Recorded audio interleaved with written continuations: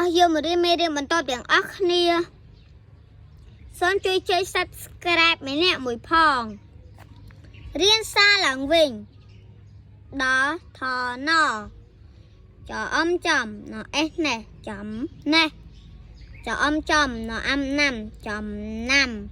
ដអំដំណអើណៅរណៅដំណៅកដអៃដៃកដៃ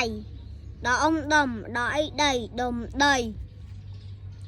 ដអំដំណអំណាំដំណាំចអំចំណអីណៃចំណៃឆអៅឆៅចំណៃឆៅកអមកំដដោះកំដោះដអូដូរ៉ូដូកំដោះដូដអីដី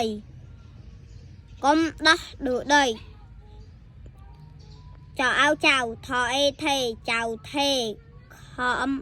ខំដអាំដាំចៅថេខំដាំ